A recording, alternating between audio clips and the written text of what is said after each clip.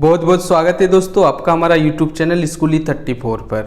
Friend, आज हम लोग यूरोप के राष्ट्रवाद पर चर्चा कर रहे हैं और इसका एक इम्पोर्टेंट प्रश्न है कि फ्रैंकफर्ट संसद पर संक्षिप्त टिप्पणी लिखें। इस पर हम लोग आज डिस्कस करने वाले हैं। काफ़ी इम्पोर्टेंट प्रश्न है दोस्तों, एग्जाम्स में इसे काफ़ी बार देखने को मिला है, तो आप ज़रूर इसका अच्छे से अध्ययन कर लीजिएगा, ये आपके लिए काफ़ी फायदेमंद होंगे।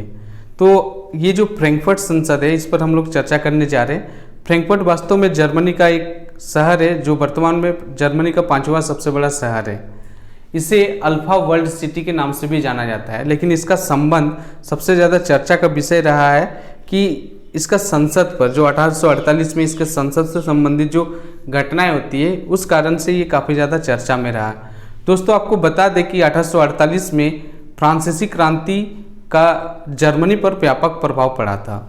जर्मनी में राजनीतिक उथल पुथल मच गई थी। उस वक्त उदारवादियों ने विभिन्न राज्यों को एकत्रित करने के लिए जर्मन राष्ट्र के निर्माण में लग गए थे और इसी संदर्भ में निर्वाचन के बाद एक सर्व जर्मन नेशनल असेंबली का गठन हुआ और वो हुआ था फ्रैंकफर्ट में, यानी फ्रैंकफर्ट संसद में ये आयोजित की गई थी। तो उसी पर आज डिस्कस करने हैं।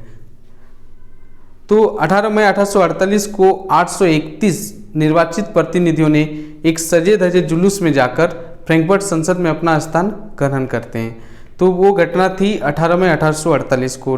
ईस्वी याद कीजिएगा दोस्तों, 18 मई 1848 को। और निर्वाचित प्रतिनिधियों की संख्या थी 831। ये सभी निर्वाचित प्रतिनिधि क्या किए कि एक सजे धजे जुलूस में जाकर फ्रैंकफर्ट संसद में जाते हैं और अपना स्थान वहाँ पर ग्रहण करते हैं। फिर क्या होता कि ये जो संसद का गठन जहाँ किया गया था फ्रैंकफर्ट में, वो एक चर्च में आयोजित थी और उस चर्च का नाम था सेंट पॉल। तो ये संसद सेंट पॉल चर्च में आयोजित हुई थी और इनका काम क्या था कि इन्होंने जर्मन राष्ट्र के लिए एक संविधान का निर्माण करना चाहते थे। तो उन्होंने एक जर्मन राष्ट्र के लिए संविधान का प्रारूप तैयार कर लिए। ये संसद का काम था। ये इस राष्ट्र की अध्यक्षता एक ऐसे राजा को उन्होंने सौंपना चाहा जो संसद के अधीन रहना पसंद करता हो, यानी इस राष्ट्र की अध्यक्षता एक ऐसे राजा को सौंपी गई जिसे संसद के अधीन रहना था। लेकिन क्या हुआ दोस्तों कि संसद में मध्य वर्ग का प्रभाव काफ़ी अधिक था, जिन्होंने मजदूरों और कारीगरों की मांगों का विरोध कर देते हैं। यानी मजदूर और कारीगर जो मांग करते हैं संसद में, उनका अवहेलना की जाती है।